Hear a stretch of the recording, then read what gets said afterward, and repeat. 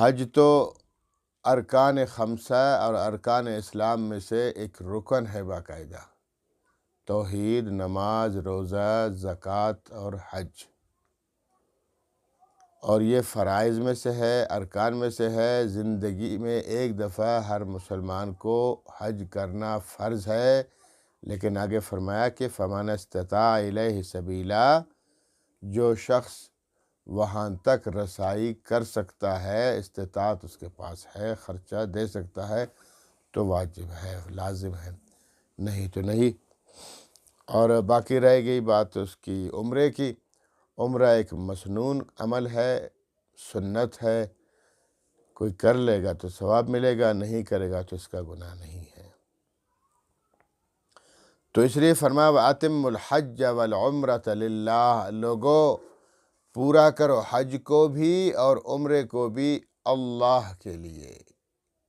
یعنی اخلاص کے ساتھ کوئی بھی عمل کرو، کوئی بھی نیکی کرو، اللہ کے لیے کرو،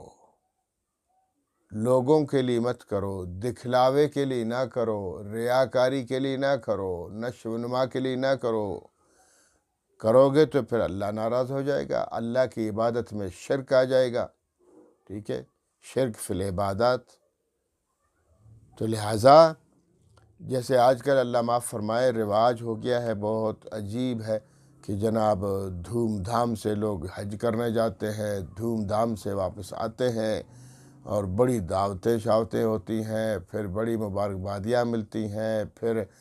اور مبارکبادی پہ نہ جانے پر لوگوں کی ناراضگیاں مول لینی پڑتی ہیں۔ تو عجیب عجیب قصے اور کہانیاں ہیں۔ تو یہ تو اللہ معاف فرمائے ایک قسم کی بالکل ریاکاری ہے اور دکھلاوا ہے۔ یہ تو حج نہیں ہوا، یہ تو لوگوں کو دکھانے کے لیے سیر و تفریح ہے اور کچھ نہیں ہے۔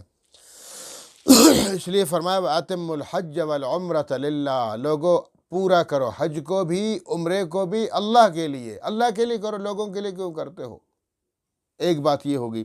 اور دوسری بات یہ ہے کہ حج اور عمرہ کو پورا کرو، تو یہاں تو حکم ہے، تو اس کا مطلب ہے کہ عمرہ بھی فرض ہے؟ نہیں، بلکہ علماء فرماتے ہیں کہ ہر نفلی عبادت، کوئی بھی نفلی عبادت ہو، 2 رکعت نفل آپ پڑھیں،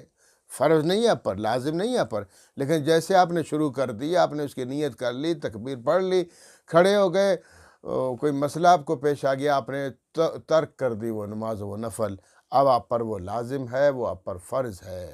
کیونکہ پہلے وہ نفل تھی، آپ نے شروع کر دیا تو ابھی آپ پر وہ نفل فرض ہو گئی۔ تو یہاں عمرہ کا بھی یہی حال ہے کہ اگر آپ نے عمرہ کر دیا، اس کی نیت کر لی، اس کے پیسے شیسے جمع کر دیے، ابھی جانے لگے تو کوئی مسئلہ ہو گیا یا راستے میں ہو گیا وغیرہ، تو اس صورت میں اللہ فرماتے ہیں اپنا عمرہ پورا کر لو۔ جیسے اللہ کے رسول حضرت محمد صلی اللہ علیہ وسلم، آپ کے ساتھ 1400 صحابہ کرام تھے، جب وہ غزوہ حدیبیہ کے موقع پر آئے تو ان کو روک دیا گیا، تو اللہ پاک نے فرمایا کہ آپ اس عمرے کو پورا کر لو۔ وہ اس وقت چلے گئے، اگلے سال پھر آ گئے، انہوں نے پورا کر لیا، 7 ہجری کے بجائے 8 ہجری میں۔